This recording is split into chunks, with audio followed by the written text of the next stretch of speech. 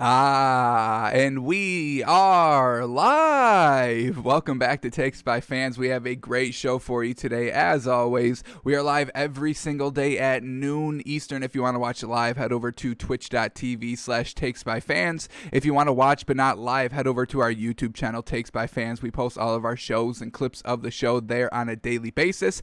And if you just want to listen, we're on podcasting apps, Spotify, iHeartRadio, Google Podcasts, Apple Podcasts. Folks, however you want to watch or listen, we've got you covered multiple ways.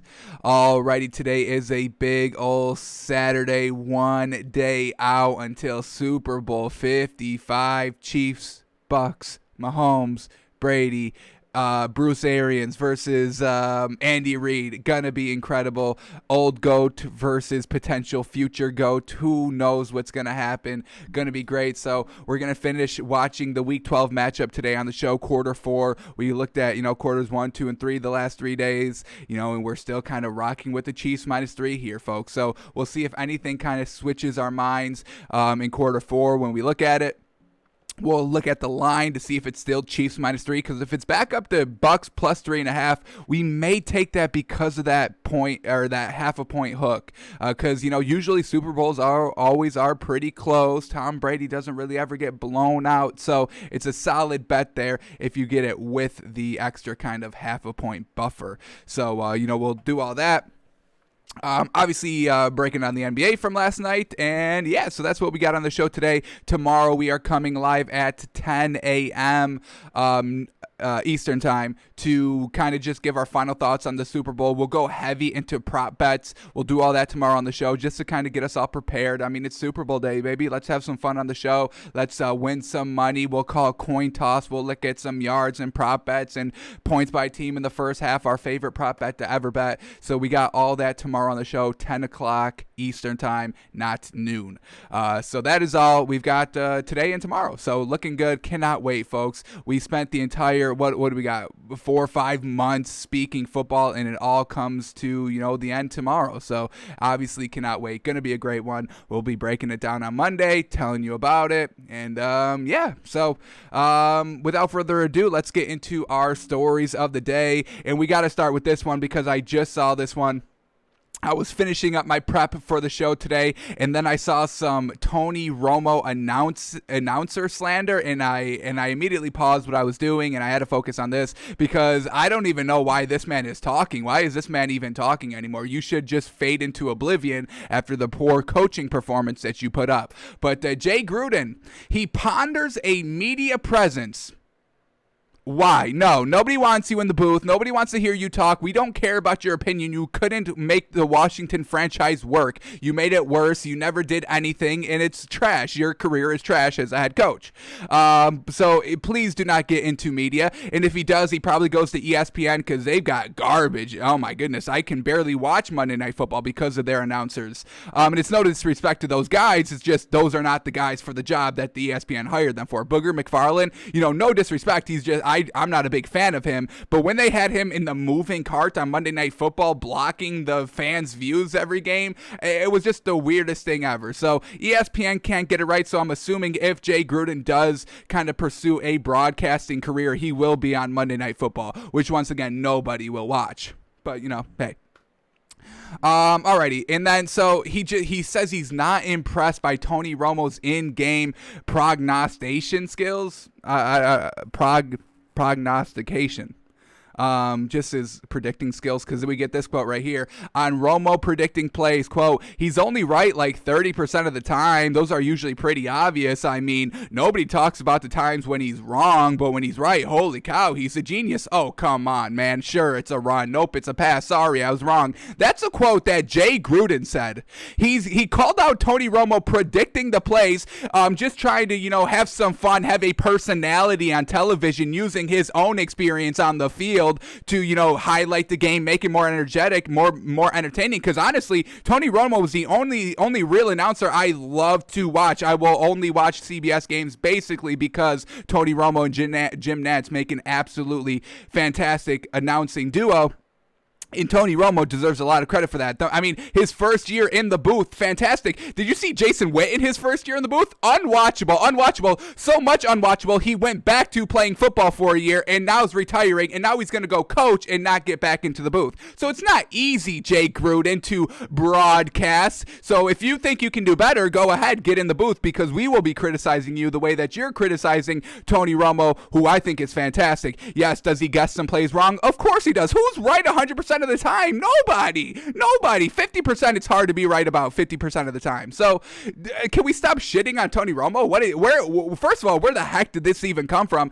Jay Gruden, you're not even a great coach. You're not even a good coach. I love how he brings up that Tony Romo's only right like 30% of the time. Jay Gruden, you barely win 30% of your games as a head coach. So why are you putting others down here? And if you think that's a joke of Jay Gruden only winning 30% of his games, it's not, folks. It's not 30. It's a little bit higher, but it's still trash because I looked it up here. It's 41%. You win 41% of your games. It's trash. Like, that's not good, folks. Look at this man's records in Washington: 4-12, 9-7, 8-7, 7-9, 7-9, 0-5, and then you got fired because 41% win percentage is absolutely atrocious. So please, can you spare us Jay Gruden, because you've done so much for football and entertainment, so you can go and knock Tony Romo? Please save us, man. I could not believe when I saw this. When I saw Tony Romo slander, I was like, there better be somebody good slandering this man. Maybe Joe Buck, because I would probably put Joe Buck above Tony Romo, because have y'all ever heard Troy Bucks calls, folks? Joe Bucks calls. The best one, Stephon Diggs, sideline, touchdown, folks. I get chills listening to that. It's fantastic. Jay Gruden will never get chills from me announcing anything. Maybe announcing his retirement from everything, and then I'll get chills from Jay Gruden. But if he goes in the booth, no chills over here from me.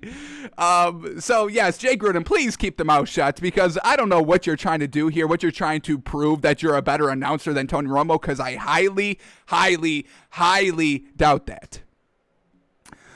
Alrighty, now that I'm fired up, let's keep going, because I cannot talk about Jay Gruden no more. That man deserves no attention from Takes by fans, folks. Alrighty, I forgot to talk about this one, so we're bringing it up today on the show. Absolutely love this by Tom Brady. Just kind of, this came out February 2nd, just posting a photo, shoulder shrugs with this Super Bowl jersey on, behind the big backdrop. I'm assuming that's what they use for the media day, kind of that the big logo behind him. So I absolutely love it. Hey, it's just me, just little old me, Thomas Brady here, greatest quarterback of all time. And this is definitely a shot at Bill Belichick, folks. That's why I love it. I mean, I love the disrespectfulness. I mean, I'm all about being disrespectful in a good way, in a positive light, and a classy way of doing it. And this is a classy way of doing it. Hey, it's just me here. I'm 40. What is he, 43? I'm 43 in a Super Bowl with a new team, my first year, leaving a dynasty that I was with for 20 years. Just little old me, Thomas Brady here. Got us to a Super Bowl. But yeah, drop your captions. I want to know what y'all say about this picture, because I got a lot of captions I can do, but I want the fans to say it, because I don't want it coming from me, because, that's how we play the game, right? So absolutely love this. Subtle shot at Tom. Or a subtle shot at Billy B and Thomas Brady. I mean, he's the GOAT. I mean, he just goes to this team not even needing the preseason, not even needing the preseason games. Doesn't need any of that. He's the GOAT. He's got weapons. He's got the playbook. He's got a coach. All right, let's rock with it. Super Bowl in my home stadium. First time it's ever been done. But hey, it's only little old Tom Brady over here. What do you want? Absolutely love the photo. Alrighty, this could be not good for Patrick Mahomes coming up here. Little infographic here comparing Russell Wilson to Patrick Mahomes. So here we go. First year as a starter, lost in the playoffs. Both Russell Wilson and Patrick Mahomes did that. Second year as a starter, they won the Super Bowl. Russell Wilson and Patrick Mahomes. Third year as a starter, Russell Wilson lost to Tom Brady in the Super Bowl, and who does Patrick Mahomes face this Sunday, folks, in the Super Bowl? So, hey, I mean, Russell Wilson hasn't even gotten back there to the Super Bowl since that loss. He hasn't even gotten to, I believe, the championship game, the NFC championship game, since he lost to Brady in the Super Bowl. So hopefully Patrick Mahomes' career isn't following the same path Russell Wilson's is, because, I mean, I know a lot of people weren't saying it, but I mean, you could have started making some narratives that Russell Wilson could have potentially been the greatest of all time up until, year 3 in the starter, getting back-to-back Super Bowls. Patrick Mahomes is following the same course. So is Tom Brady the potential GOAT slayer? He sees everybody coming up. He's like, all right, he's coming for my crown, Russell Wilson. Let's slice him in half. No more GOAT talk for this man. And now Tom Brady's got a chance to kind of chop down Patrick Mahomes a little bit more. So this Sunday's definitely going to be interesting, folks. I mean, narratives are going to be written for the next 10 years based on this game alone. So whatever this outcome is, you better be prepared that, if Tom Brady wins, he will always be the GOAT in everybody's mind, or most people's minds, because, when you talk about head-to-head matchup, he'll have it over Patrick Mahomes. So if Tom Brady wins, get ready for the next 10, 20 years of everybody saying Tom Brady is the undisputed GOAT of all time. And then if Patrick Mahomes win, I mean, we're just waiting for him to kind of catch up in titles of Tom Brady for everybody to declare him the GOAT, because they had the head-to-head matchup. So for the next 20 years, Sunday is going to be predicting the future, or setting up the future, setting up the tone, setting up the narratives. So I don't even know which one I want to rock with, which narrative I would like to be talking about for the next 10 years. Both are going to be great, so that's why I don't really mind too much. But we'll see what Sunday brings, folks, because it's going to be a great game. Alrighty here, and does Tom Brady luck out again in this playoffs, folks? I mean, game 1, he has to freaking face Taylor Heineke. All right, is that a big deal? No.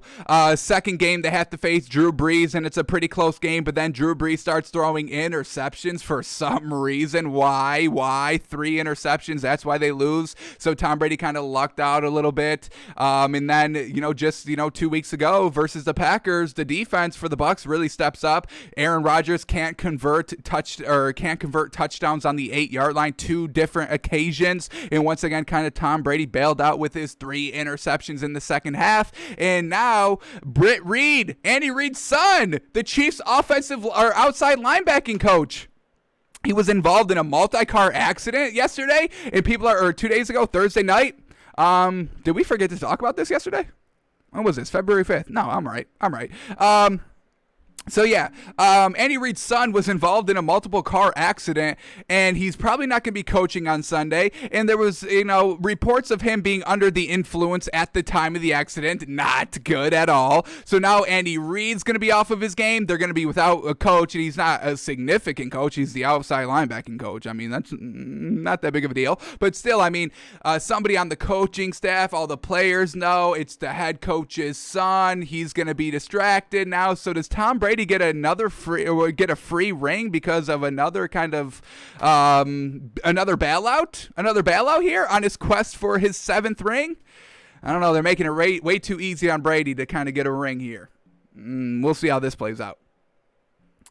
Alrighty, Sammy Watkins. I mean, folks, we kind of said this at the beginning of last week that Sammy Watkins was pretty much going to be able to be good to go. He was a full participant yesterday at practice, but he's officially questionable. I think they're just having that because they don't have to reveal their cards. He's kind of been injured, so they can keep him questionable, but he's going to be good to go, folks. And now we also know Clyde Edwards-Helaire is good to go, and Le'Veon Bell are good to go. So they're going to have all their running back, weapons, utilities, utensils, however they want to use them.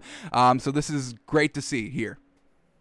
Everybody for the Chiefs being good to go. All right. Do I not have the story? Also, the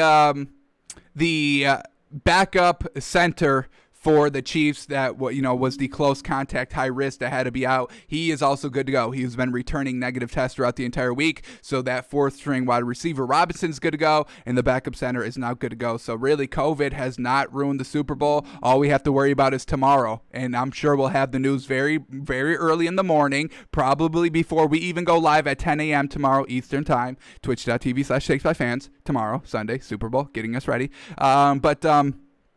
Yeah, I mean, I think the NFL has really kind of defeated COVID this season, so very well done to them. Obviously, let's knock on wood because, we still have 24 hours to go over, but it's all looking good here with the COVID in the Super Bowl. Alrighty, let's switch over to the NBA stories a little bit quickly here. Alrighty, now I can understand LeBron's frustration about the All-Star game a little bit because the NBA has informed its 30 teams that players, coaches, and staff are not permitted to gather outside of their home for Super Bowl Sunday. At home, individuals are able to watch with the household. Oh, thank you, NBA. Thank you. We can watch the game with our family at home. Thank you for allowing us to do that.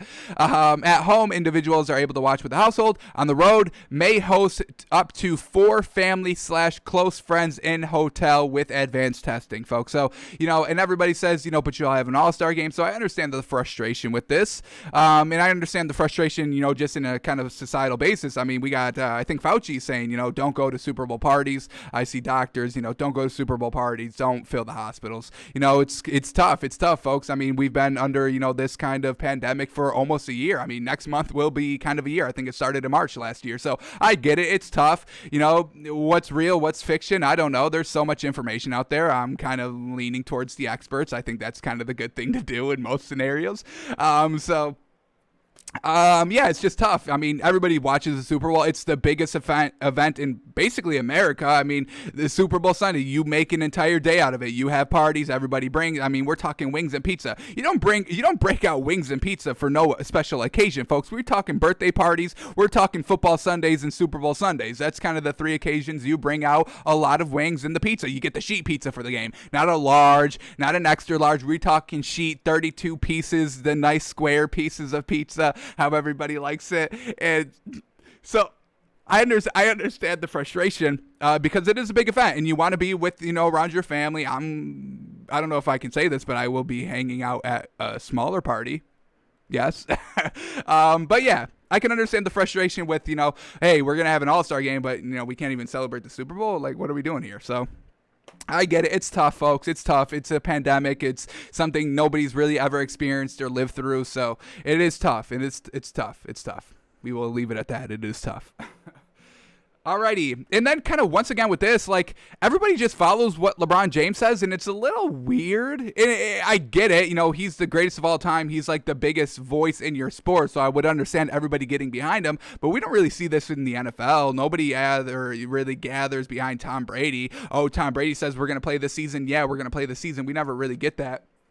So let's kind of break down this quote here. Giannis says, quote, "We got to all follow the big dog, LeBron. Man, that big dog says he has zero excitement, zero energy for the All-Star game. I'm the same way. I want to see my family." So, and we saw this last year in the bubble before, they said, hey, we're going to resume the season. LeBron James is like, hey, we're playing. I'm saying we're playing and everybody's playing. And I forget who it was. Was it Lou Williams or Patrick Beverley? I think it was somebody on the Clippers last season that they tweeted, they're like, yes, we all stand behind LeBron. It's whatever LeBron wants. If LeBron says we play, we play. It was something along those lines, that tweet. So that was last year about playing in the bubble. And now Giannis about the All-Star game says, we're following LeBron, whatever LeBron says. So I get it, but it is a little weird because we don't get that anytime in the NFL. If Brady, with this whole COVID thing, if Brady said, hey, we're playing, everybody would be like, who the fuck, who put you in charge? We don't have to listen to you. If I don't want to play, I don't have to play. Like, just because Tom Brady says I have to play, we have to play. So it's the different culture in the NBA and the NFL. Players are not going to band behind Tom Brady or the greatest at the position. It'd probably be Patrick Mahomes now. Maybe people do respect Patrick Mahomes. So maybe if Patrick Mahomes said, hey, we're playing, or if we're not playing, we're not playing, I think a lot of people would get behind Patrick Mahomes. But it is still kind of weird that we're constantly seeing everybody standing behind LeBron a little bit, but then everybody wants to bash LeBron of not being the greatest of all time. I don't know. Everybody listens to him. When was the last time anybody has listened to one player in the same league? It's weird. All right, and then kind of the last story. Here it is, Kevin Durant. I mean, did you watch the start of the Nets game? Real wonky, ready to go for tip-off, but Kevin Durant couldn't play because he had to undergo more testing for potential high-risk close contact, but then they get it figured out, and then he comes into the game, plays like a quarter and a half, and then goes into halftime, and then comes out for the third quarter, and then plays like a minute in the third quarter, then gets brought back out of the locker room because he can't play anymore. It's real bizarre. So, he played half this game, got pulled midway through the game, and now could miss multiple games because of the COVID-19 contract tracing. So, Nets, they lost last night. A huge loss for them. Kyrie's out today. Kevin Durant's going to be missing time. This Nets team, man, they've got the talent, but they can't even all be on the floor together anymore. It's unfortunate to see. Alrighty, and then we'll finish with this. Not a story, but we get a nice little article here that was posted yesterday. So here it is, the cheetah factor, why Tyreek Hill's clearly the most explosive player in the NFL. We call him the best wide receiver in the NFL, potentially the greatest receiver of all time, but we'll have to see a couple more seasons of it. But he is the greatest receiver right now, in our opinion here. So we get some next-gen stats of just how fast he is. And, folks, we've been saying this all season. We've been especially saying it while we've been breaking down the Week 12 matchup of the Chiefs and Bucs because, folks, he went absolutely wild, killing Davis, the cornerback, number 24 for the Bucs. So we can put some actual stats, actual measurements on how good and how fast Tyreek Hill is. So here we go. Let's see if we can quickly point out the good details in this article. So what makes Hill so difficult to defend? It starts with his ability to go from 0 to 10 miles an hour before or after the ball is snapped, folks. And that's what we know right off the line. He wins. What do we get here? What do we get? Where are they? I know they're on here quickly. Here it is. All right. His ability to run away from defenders with speed is the most evident in the crossing routes. His average top speed is 15.7 miles an hour on crossing routes. How do you keep up with that, folks? You cannot keep up with that, and we see it every single game. He's just running by. We see defenders in this game backing off 10 yards, giving them basically a free first down because they have to respect the speed. Now, here we go. The fastest he's ever been this season is 22.8 miles an hour running downfield on a Damian Williams 84 touchdown run in Week 17 of last season. This is honestly, the speed is fantastic, folks. What else do we get for speed here? I thought I saw another one that I wanted to point out. Oh, is this? Yes. Okay, so this is the game, folks. The game that we're watching, this matchup between the Chiefs and Bucs in Week 12 on that big 75-yard one-play touchdown drive of Tyreek Hill going 75 yards. He reached a top speed of 14.4 miles an hour within 1 second of the snap. Within 1 second, the man's already at 14 miles an hour. Do you think you can keep up with that speed? Because I'll tell you, I can't. I cannot get 14 miles an hour within a second. I've tried, and it does not work, folks. So this man's speed is so good. The acceleration is so good. All right from when the ball is snapped, you're done. You've lost. You better hope that you're 10 yards, 20 yards downfield waiting for him because he's coming at you real quick, folks. He's just quick, folks. We know this. A little vindication here for us. And, Tyreek Hill is fast, folks. Watch out for Sunday. I don't think the Bucs are going to be able to stop him, honestly. Alrighty, let's head over to the NBA. A couple of games on last night. So we'll quickly kind of preview the games. Then we'll go a little bit deeper into the stats. Then we'll do a moneymaker for today because we do have some NBA games on today. So we'll see if we get any great value. And then we'll head over to the NFL to watch quarter 4 of Bucs Chiefs. So here we go, Pelicans and Pacers, and the Pelicans end up winning, so very well done there. Steven Adams with the tip-in to kind of, win them the game, and then Brandon Ingram's jumper to really kind of put away the game for the win. So we just moved the Pacers out of the top 10 yesterday on the show, and I think it's the right decision, folks. They're competitive in, kind of the above average teams, but they're not winning these games. No answer for Zion Williamson down low, so that's kind of the Pacers' flaw. They don't really have any great down low beef to defend the basket, and we see them lose time and time again. So Pelicans win 114-113 over the Pacers, and I'm a little glad that we sold kind of all of our Pacer stock yesterday when we reordered our top 10. Alrighty, Bulls and Magic, and finally Vucevic steps up. Does Vucevic only step up when Aaron Gordon is not on the floor? Because that's potential. And, we know Aaron Gordon's out for like 4 or 5 weeks, and Vucevic had a monster game. We'll tell you right now, 43 points, 19 rebounds. It's absolutely fantastic. So Magic get the big win over the Bulls, 123-119. We're still not buying the Magic. I'm just putting that out there. Finally, Vucevic had a good game this season. It's about time. So, still not buying the Bulls. Definitely still not buying the Magic. Or still not buying the Magic. Definitely still not buying the Bulls. Alrighty, Raptors and Nets, and as you know, this Raptors team, do they still have that magic in them? Because I saw it last night, and I've kind of seen it for the last 2 games now. So, we said that, this Raptors team was tanking. We thought they were done. Their kind of championship magical run is done. But, hey, they showed some life last night, beating the Nets kind of convincingly. It was pretty great what they did.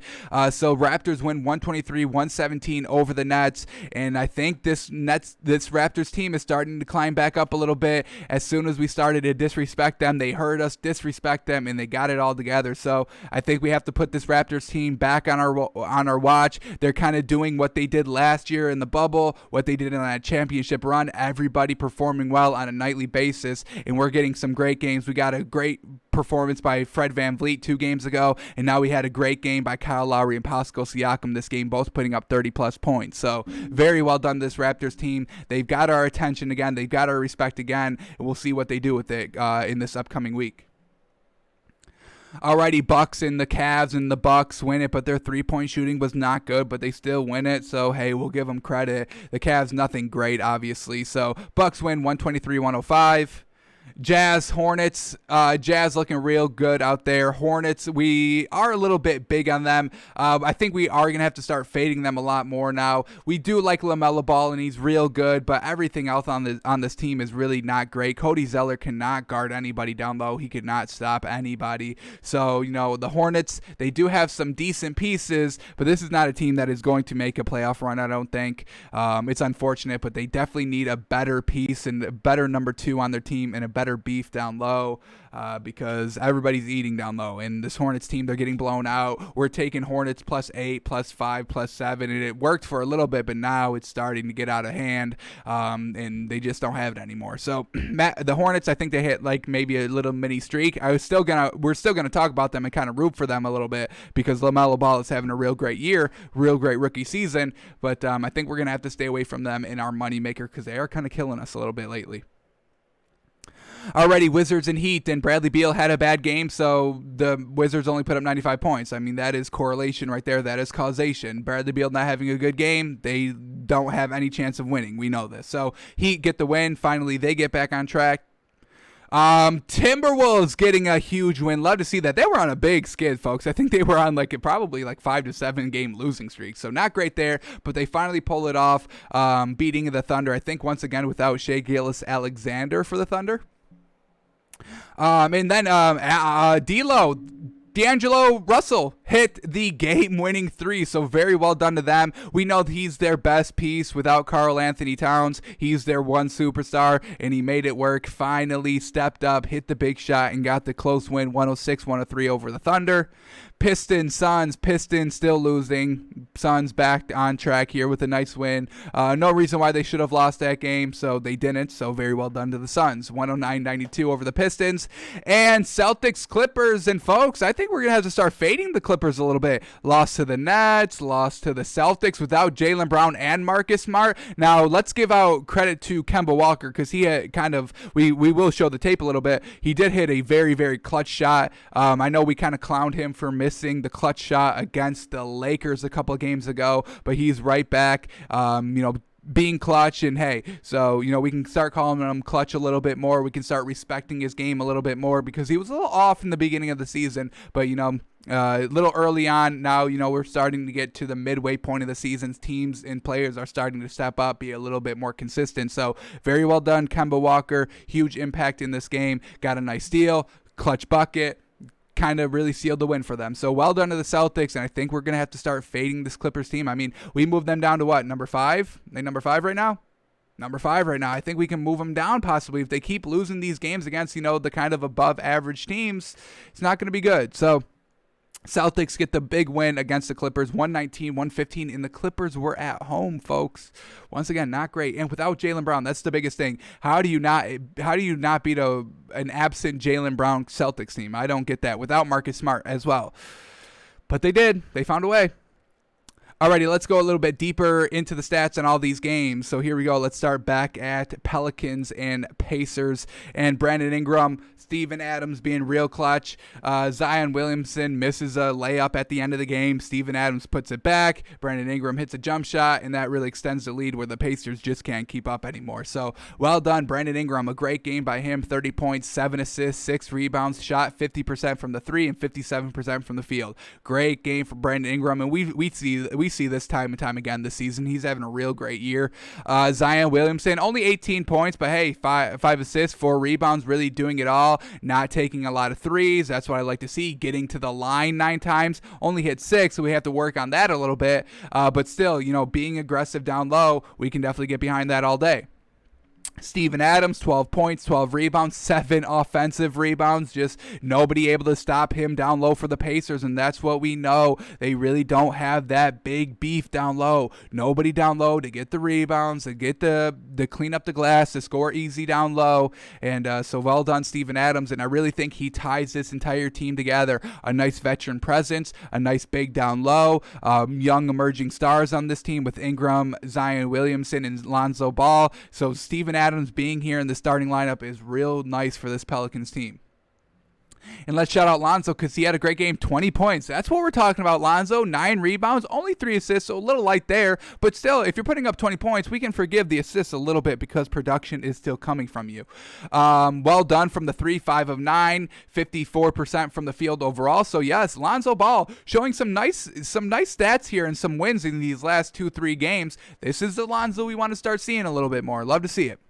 Alrighty, then off the bench, Josh Hart with 11 points, very well done, and J.J. Redick, 12 points, 3 of 3 from 3. That's what we're talking about. That's J.J. Redick. He's always got to be, he's got to be 70+ percent from the 3 because that's all he does. That's his game. Coming off the the high pick and roll to shoot the 3. That's what he does. So hitting 100%, fantastic. Doing what he's supposed to do. 12 points off the bench. Very well done by this Pelicans. What a win here. I mean, they knew they had to step up on the road against the Pacers. The Pacers, I think, are right now a better team. They do have the better record. I think maybe the Pelicans do have better pieces, better emerging pieces, but very well done for everybody really to step up there. Nobody really let us down. Eric Bledsoe, 5 points, let us down a little bit, but the great contribution from everybody else was able to kind of carry his kind of lackluster performance. So well done by this Pelicans team. This is what we want to see. Let's keep an eye on them going forward, definitely.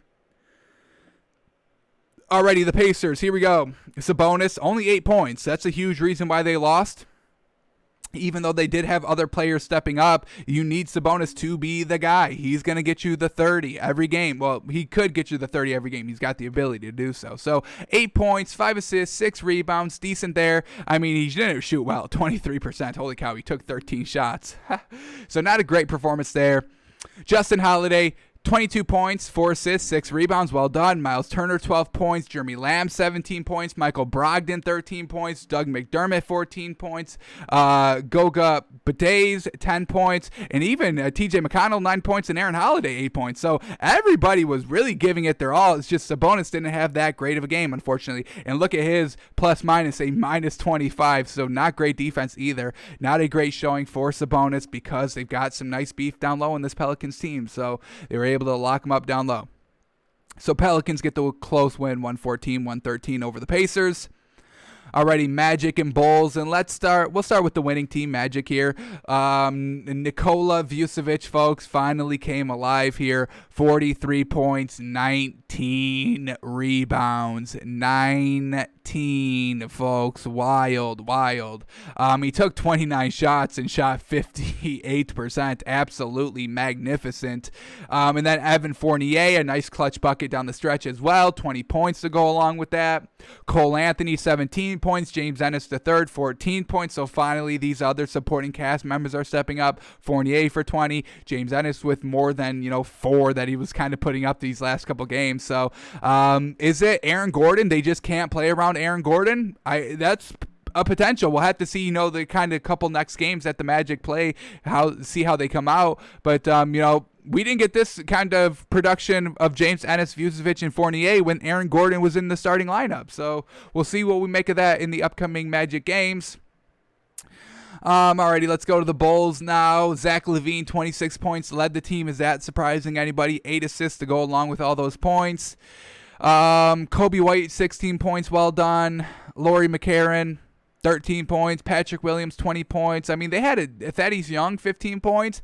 Denzel Valentine, 14 points off the bench as well. I mean, this was a closer game, and everybody had decent contribution here. But, I mean, nobody's going to step up. They don't have that second superstar, and neither do the Magic, so they're just two kind of, one superstar teams, Zach LaVine, Vucevic, going at it, and the Magic were a little bit deeper down there. That's really all this game was.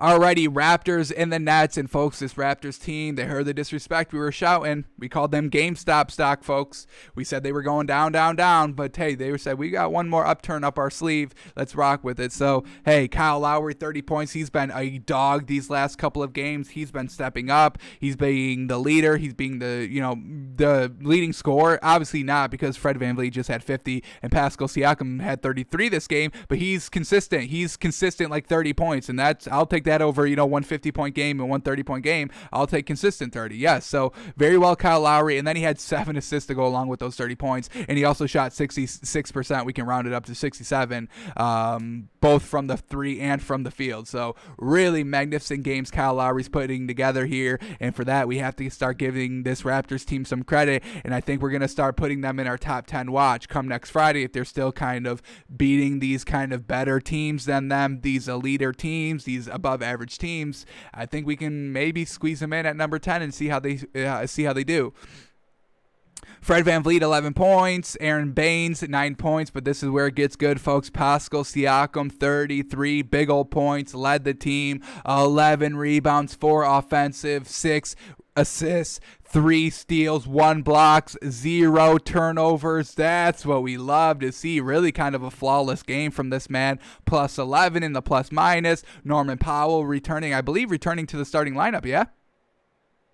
Is that true? Can't remember, but either way, he had a great game, 18 points, 5 rebounds. That's what we want to see. So really everybody stepping up. I mean, obviously we see their bench. I mean, Chris Boucher, 17 points, very well done. Everybody stepping up, putting up the points, beating this kind of better than them Nets team. They've got the more talent. They've got the more superstars, so very well done. Alrighty, the Nets. Well, we know Kevin Durant had a bumpy kind of game, of not being able to play, playing, still playing, going into halftime playing, and then not being able to finish the game. And who knows, maybe, if Kevin Durant still is out there, do they win the game? Potentially, but the Raptors were playing really good, so we don't know, unfortunately. And I'm not comfortable saying yes, the Nets would have absolutely won, because the way that the Raptors were playing, they possibly still would have won if Kevin Durant played the entire game. So Kyrie Irving, 15 points, really didn't step up. Really kind of a bad night overall for this Nets team. Nobody even with 20 points scoring.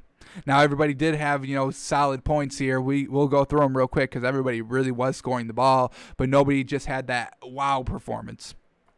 So Joe Harris, 19 points. James Harden, 17 points, 12 assists. Once again, let's point out, he only took 8 shots, and he's handling the ball around. We know that's his game on this Nets team. We love everything about it. We know that James Harden is the one that is sacrificing the most out of the big three with the Nets. He's the one that's taking a backseat role, and I respect the hell out of him for that. So very well done, James Harden. 17 points, 12 assists. Love it. DeAndre Jordan, 10 points, only 4 rebounds, but 10 points, we'll give him it. Bruce Brown, 13 points. Kyrie Irving, 15 points. Jeff Green, 15 points. TLC, baby, 8 points. Kevin Durant, 8 points. Landry Shamet, 12 points. That's everybody who played. So very well by this Nets team. We know they're deep, and we know their supporting cast are still, stars of their own. We're talking Joe Harris, DeAndre Jordan, Jeff Green. Do we put him? TLC, Timothy Luawe Cabaret. I mean, folks, this team is real deep. Landry Shamet, he can put up the points. We know this. They still got Chris Chiazza, Tyler Johnson. These are, and they still got Iman Shumpert, folks. I mean, they've got a lot of talent. They got a lot of shooters, and it's hard to overcome. But they have lost this game against the Raptors. Not the greatest. So we'll have to definitely keep an eye on both these teams, obviously.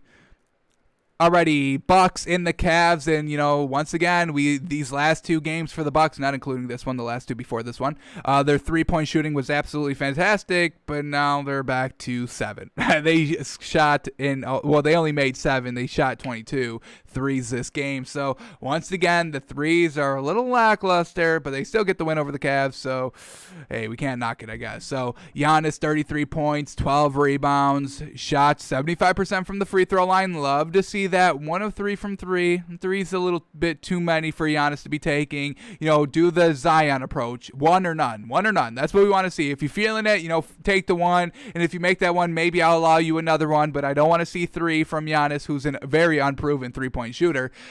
Chris Middleton, 1 of 3 from 3. Once again, a little light on him. Only 15 points.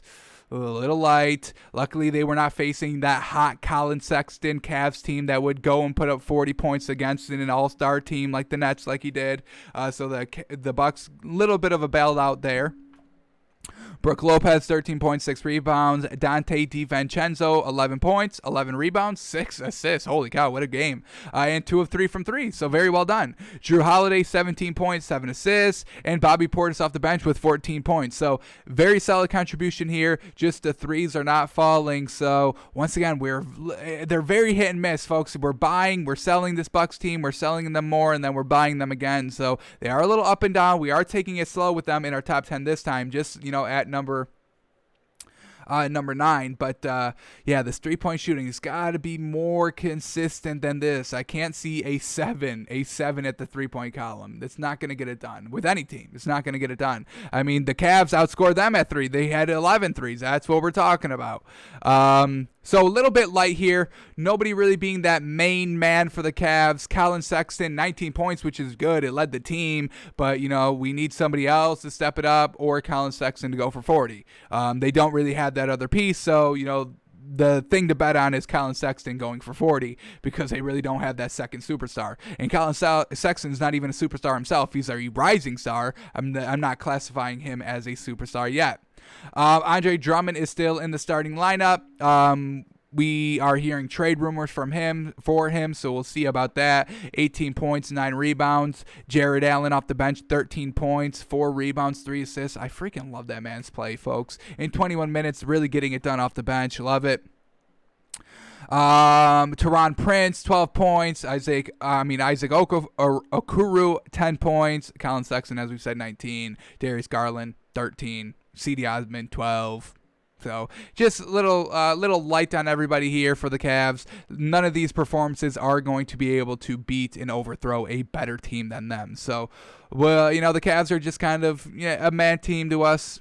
They only got kind of one great player. Andre Drummond's great too. We do kind of overlook him a little bit, but nothing great there but the Cavs.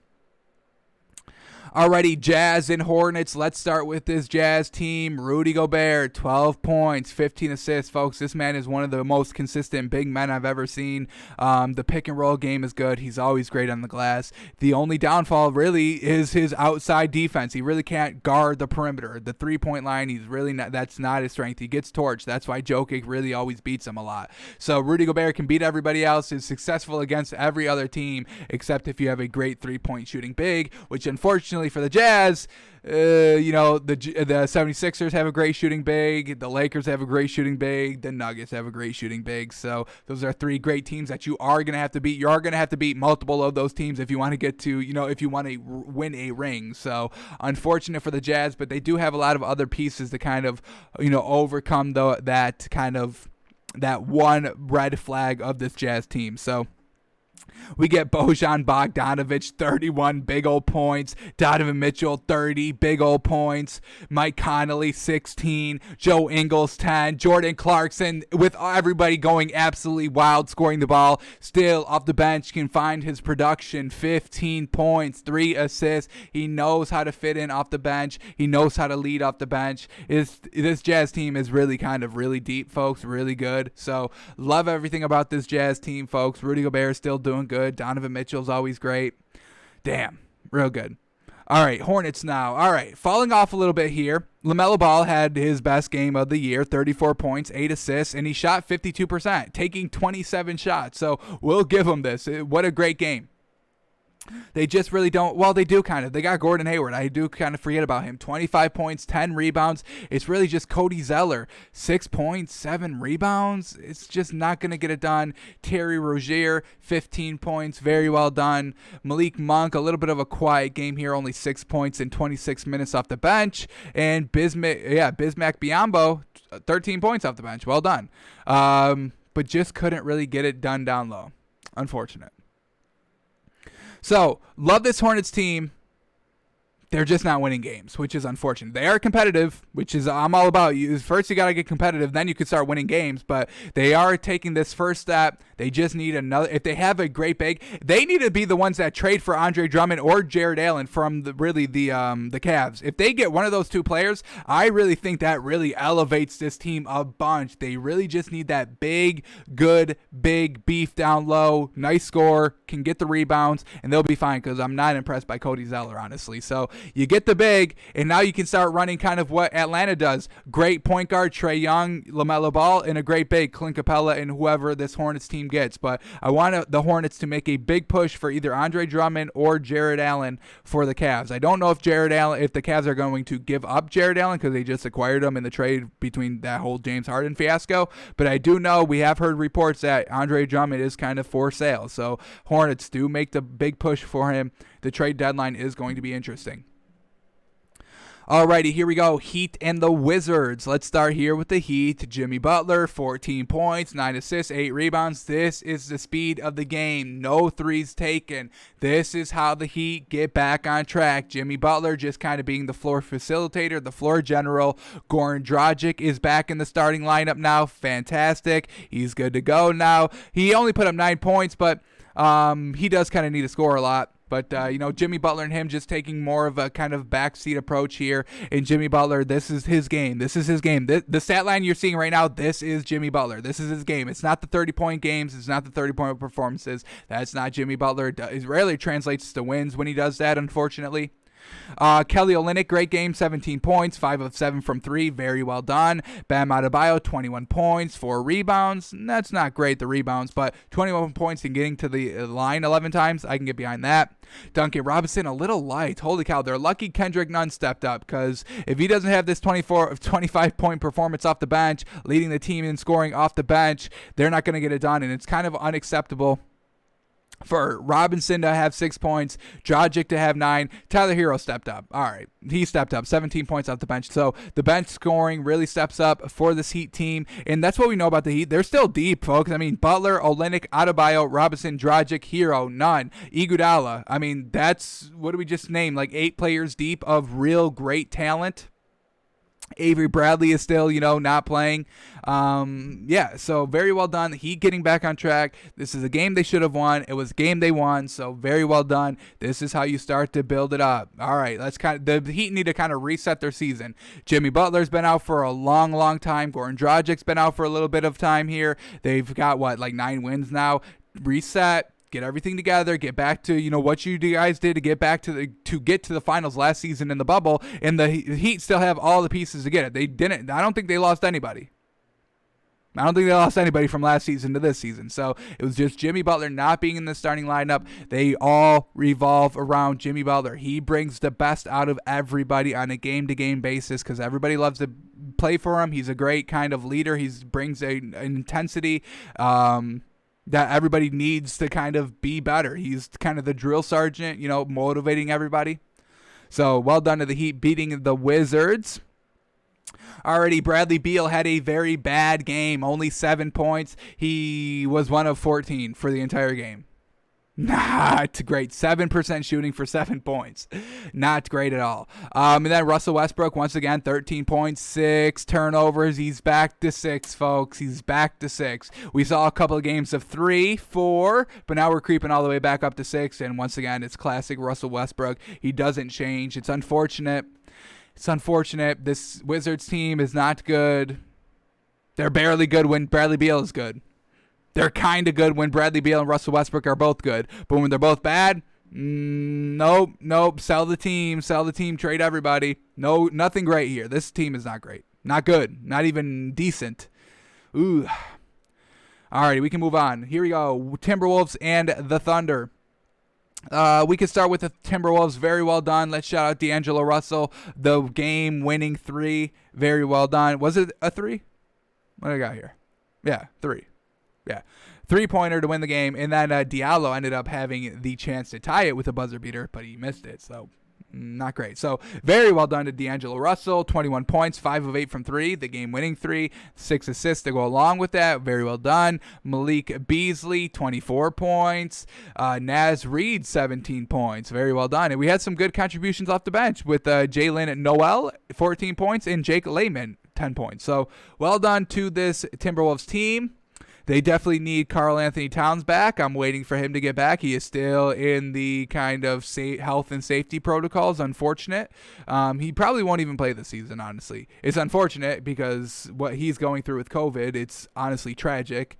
So, we trying to stay away from the Timberwolves slander because of that. So we'll go to the Thunder now. Al Horford had a big clutch shot, a big three to tie the game at 103 with about 20 seconds left. But then D'Angelo Russell goes even clutcher than Al Horford. And then Hamadou Diallo tries to go even more clutch. He attempted 1-3 of the game. It was the game-winning three, or the game-tying three, but he missed it. So unfortunate there. Who had a good game? Really only Al Horford, 26 points, 8 rebounds, or 8 assists. Darius Baisley, 12 points, 10 rebounds. I'll give him that. Isaiah Roby, decent performance, 11 points, 7 rebounds, 3 assists. Not bad. But yeah, I mean, this Thunder team, nothing great without Shai Gilgeous-Alexander and Luguentz Dort, folk. I'll say that right off the rip. So Timberwolves get the win, 103-106. Alrighty, Pistons and the Suns. Let's start here with the Pistons. Did Blake Griffin play? He did play, and this is classic Blake Griffin. Classic Blake Griffin alert. Oh, man, this man is frustrating the heck out of me. I will tell you that because I was the biggest Clippers fan, Lob City era. I had the jersey. I still got the Chris Paul jersey from the Clippers, but I loved it. CP3 to BG, baby. Chris Paul to Blake Griffin, Lob City. Yes, sir. Half court, full court, doesn't matter. DeAndre Jordan getting involved. It was fantastic. Underperforming team, and Blake Griffin is still underperforming here with the Pistons. 9 points, 3 rebounds, 0 of 5 from 3. I mean, folks, it's like every game we're talking about trash stats from this man. Why? Who is the head coach for the Pistons? Why are you not running the pick and roll between elevate Derrick Rose to the starting position, starting point guard? I want to see him in the starting lineup, and I want to see Blake Griffin, the offense, go from Derrick Rose and Blake Griffin. They need to be the ones commanding the offense, just like what the Jazz do. Pick and roll game is the priority offense between Donovan Mitchell and Rudy Gobert. Have that same style offense here with the Pistons. Y'all are losing games. You've got nothing to lose, so switch it up. But they don't.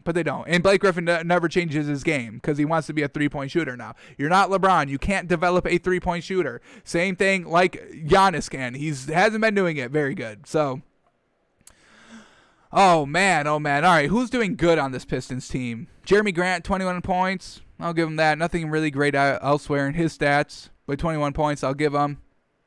Mason Plumlee, 11 points, 8 rebounds, doing all he can. Now we get some good contributions here off the bench. Isaiah Stewart, 10 points, 10 rebounds. That's what we're talking about. Josh Jackson, 11 points, 5 rebounds. I'll take it. 5 assists, 3 rebounds in 24 minutes off the bench. Yeah. But overall, this Pistons team is not good. Blake Griffin, get it together. Alrighty, the Suns now. Chris Paul, 20 points, 9 assists. Yes, sir. Devin Booker, 23 points, 2 rebounds, 2 assists, 2 steals. Yes, sir. Doing what he does. Shot, what did he shoot? 3 of 7 from 3? Yeah, we can get behind that. DeAndre Ayton, 8 points, but 13 rebounds, 5 offensive. Very well done. And then look at this. Mikal Bridges, 6 points, 9 rebounds. 4 of them offensive, 4 assists. So we love the starting lineup for the Suns. And then we actually got some solid contribution here. We got Etwan Moore, 11 points, and Cameron Johnson. Oh, it looks like, wasn't Cameron Johnson, he was a starter? Is this right? 14 points, 6 rebounds. I think he got moved to the bench. Is this McCall Bridges' first game in the starting lineup? Because it was pretty good. I mean, yeah, 6 points, but the 9 rebounds, I can get behind that. And then Frank Kaminsky still in the starting lineup here, still doing really good here. 15 points and 5 rebounds. Fantastic. 3 of 4 from 3. So, all right, this Suns team is starting to get a little bit deeper here. I like it. And the starters are still doing what they're doing. So, Suns team, very, very good. They've been on our radar. Love watching them. And, I mean, look at this. Jay Crowder didn't play this game, and they still win. Cameron Payne didn't win this game. They're still good. Darius Saric didn't play, and they're still good. So, all right. Lot to root for the Suns team. They're getting back on track with the win here. Alrighty, and then the last game of the night, the Celtics and the Clippers. So let's kind of this game, Clippers were winning basically the entire game. The Celtics came back. So this is kind of, once again, Celtics blowing some games here. We just saw it against the Nets 2 games ago. They were winning. They had a nice first quarter and then kind of slowly started to lose the lead. And we saw it here in this game too. So let's watch kind of the final couple seconds of this highlight package. We're going to get Lou Williams with a huge clutch 3 here. Bingo, bango. Puts them up by 1 point. But then more great defense here by the Clippers to force a bad pass here. They get the turnover, but then Kemba Walker plays even better defense and steals the ball from Kawhi Leonard. And not only does he get the steal, he hits the mid-range J. Yes, sir. The one that he missed against the Lakers, he finally hit this time. Instead of going to on the left side of the court, he goes to the right side of the court. It makes a mid-range jumper to put them up. And this kind of basically won them the game, put them up by 1. And now the Celtics were able just to kind of play the foul game, play the last 32 seconds with the lead, and they win the game because of that steal and shot alone by Kemba Walker. So very well done to the Celtics team. Very clutch by them. We'll start here with the Clippers because once again, they lose a game they should have won without Jaylen Brown, without Marcus Smart. They should have won the game alone. They were winning the game. What happened in the fourth quarter here? Look at this, folks. Quarter 1, Clippers scored 33-21, outscoring them. Quarter 2 was close, 30-29 Celtics, but then quarter 3, that's when they started to fall apart a little bit, lost it 38-20, and then, they just lost the fourth quarter as well. Or they won the fourth quarter, but it was a little bit too late because of what they did in the third quarter. They lost that momentum. They lost the lead in the third quarter. So unfortunate for this Clippers team. Once again, we may have to start fading them a little bit more because they lost against the Nets and the Celtics their last 2 games. That's not great. Truly not great. Did they beat somebody else? They may have played somebody else between then. Did they win that game? I think they did. But either way, these good teams, you've got to start beating them, and they're not beating them. So a little concerning. Alrighty, Kawhi Leonard, 28 points. 28 points for Kawhi Leonard. No Paul George in this game. Unfortunate. But you still got it. There's still plenty of talent without Paul George to get the game done. So let's stop with that. So Kawhi Leonard, 28 points, 11 rebounds. Very well done. Nicholas Batum, 16 points, 7 rebounds. Serge Ibaka, 7 points, 7 rebounds. Didn't shoot well from 3, 1 of 4. Usually a little bit better than that from him. Reggie Jackson doesn't step up, only 2 points. Lou Williams off the bench steps up, 18 points. Zubac, 14.6 rebounds off the bench. Marcus Morris, 13 points off the bench, 4 rebounds. So, unfortunately, Patrick Beverley didn't play.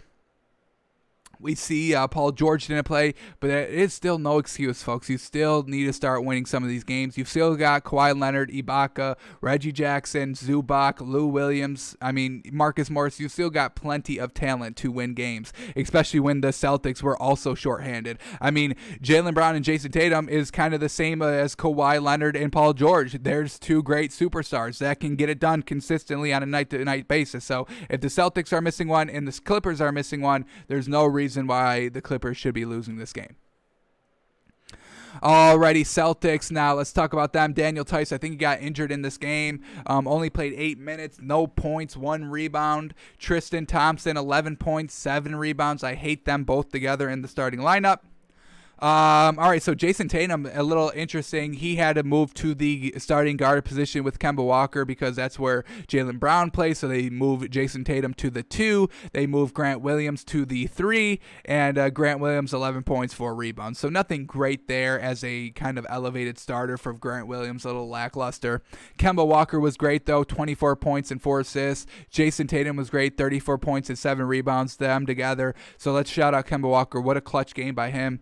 Really the one that he had to step in because he went from kind of the number 4 of their starting lineup of Jason Tatum, Jaylen Brown, Marcus Smart. Kemba Walker would kind of be the 4th scoring option, I would say. And now he just went from the 4th scoring option to the 2nd in this game, and he steps up big time. So we'll definitely commend Kemba Walker for that. Carson Edwards, 16 points. Robert Williams III, 10 points off the bench. So solid contribution from there. Great win for the Celtics. Great team win. Alrighty, that is all the NBA from last night. Let's see what we got on today. A couple of games on today, I think.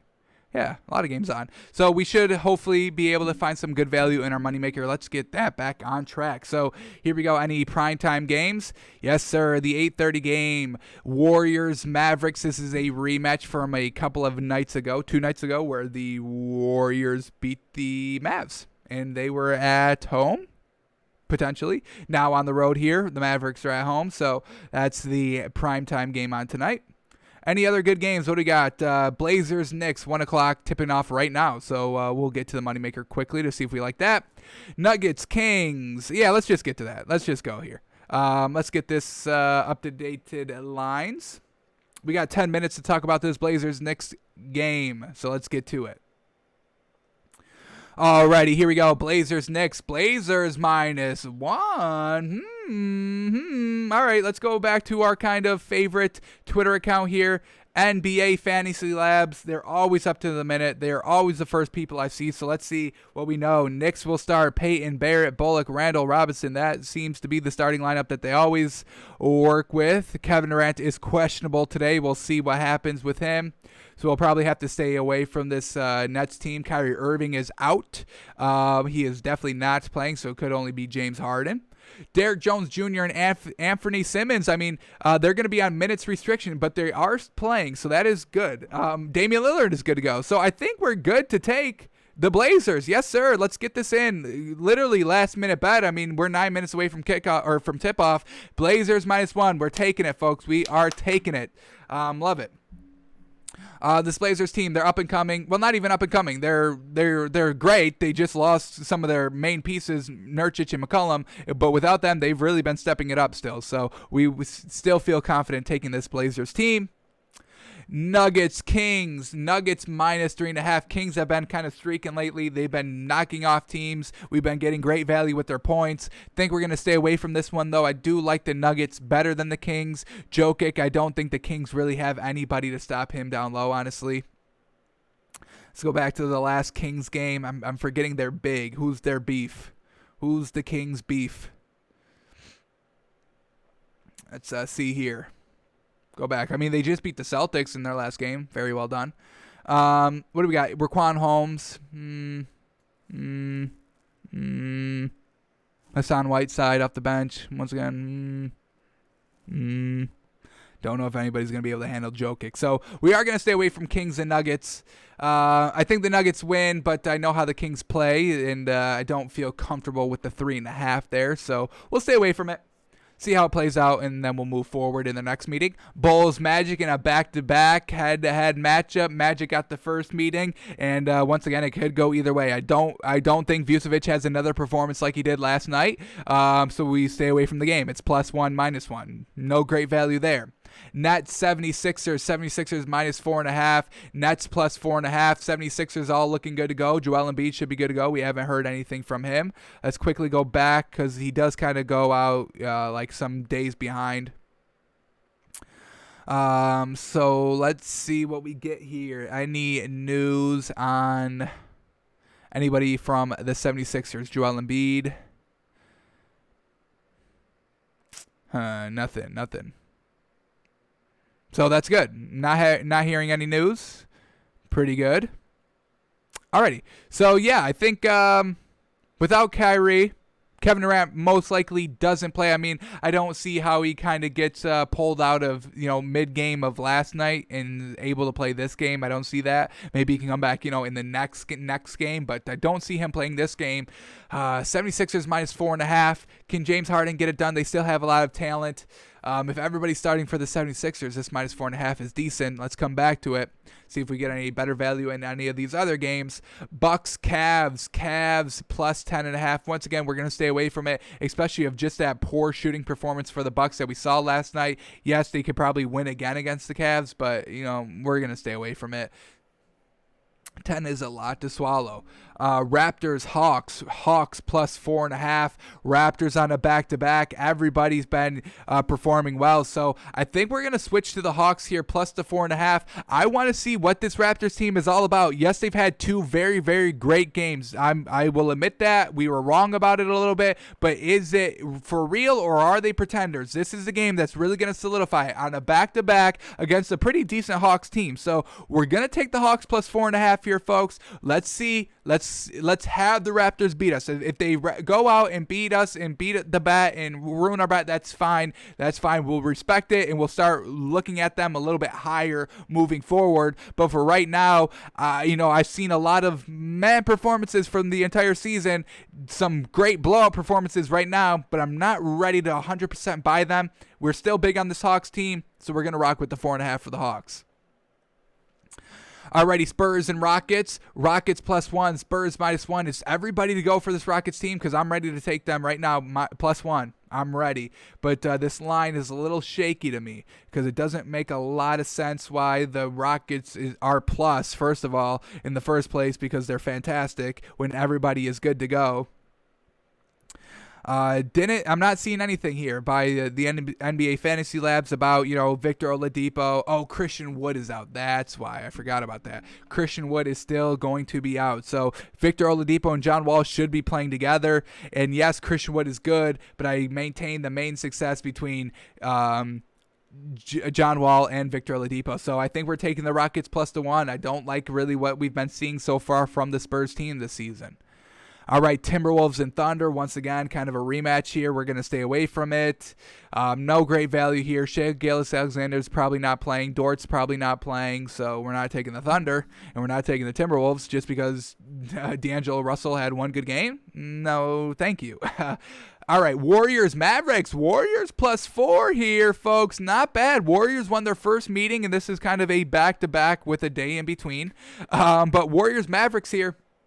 Not bad taking Warriors +4. I think we're going to stay away from it because they have been a little streaky, especially on the road. But I think we've got some better action here already. Grizzlies, Pelicans. Pelicans -1.5. I think I like this. Yes, I think we're going to swallow this as well. Swallow the Pelicans -1.5. They are on a back-to-back, unfortunately. But I really don't like anything too much on this Grizzlies team. Yes, John Morant's good, but he's not consistent. And they don't have that good number 2, and this Pelicans team is kind of deep in the way that they've been playing these last 2-3 games. I think I am starting to buy into them a lot more. So only have to swallow 1.5 here. At home, I think we're going to do that. So Pelicans -1.5, and then the last game, Pistons, Lakers -14. I'm not swallowing 14. I'm staying away from it. So, oh boy, we got a nice little hefty moneymaker here. Nice little 4-teamer. Let's get back on track. Do we take the Warriors +4 to bump it up to 5 and go crazy with it? No, we're not going to do that. But, yeah, we got a nice little 4-teamer here. We're going to take the 1 o'clock game and some of these later games. So, Blazers -1. Hawks +4.5, Rockets +1, Pelicans -1.5. All just kind of close spreads here, so I like that. Plus, the odds are +1217, folks. So if you bet 100 on it, you're walking away with $1,300. It's pretty damn good value to make on a Saturday before the Super Bowl. You bet the 100, you win $1,300, then you go bet $1,300 on the Super Bowl, double up that money, win $2,600 in 2 days. I can get beyond that. Let's rock with it. Here we go. Parlay our moneymaker for today. Blazers -1. Hawks +4.5, Rockets +1, and Pelicans -1.5. Alrighty, let's finish the show here on our rewatch of Week 12, Chiefs Bucs, getting us ready, getting us prepared for the Super Bowl. We've been making notes throughout the first 3 quarters. Last quarter, what did we see? We saw Tyreek Hill still killing number 24, the cornerback Davis, on the Bucs, still killing him down the field right at the line of scrimmage. We just told you how fast he was going, 10, 14 miles an hour right from the jump, folks. Davis does not have that speed. Alrighty, what do we got here? Their read options, the Chiefs' read options for first downs are almost unstoppable to stop. They're unstoppable, folks. On 3rd and 1s, 3rd and 2s, 3rd and 3s, 4th and 1s, 4th and 2s, 4th and 3s, no more than 3 yards. Their speed options to the right where they can either pitch it, they got a pitch play, they've got a pass play, they've got multiple options, or Patrick Mahomes keeps it. Everything sprinting out to the right to buy time to get into space, and usually the Chiefs always hit it. So we also saw that in the 3rd quarter. Alrighty, what do we see from the Bucs? Not good. They were very conservative in the red zone. Did not impress us. I mean, everything was short. Nothing was to the end zone. It was just kind of run, throwing it to the running back a yard down the field, and incomplete on the last pass. On the last pass, going to Gronk. Once again, forcing everything to Gronk in this game.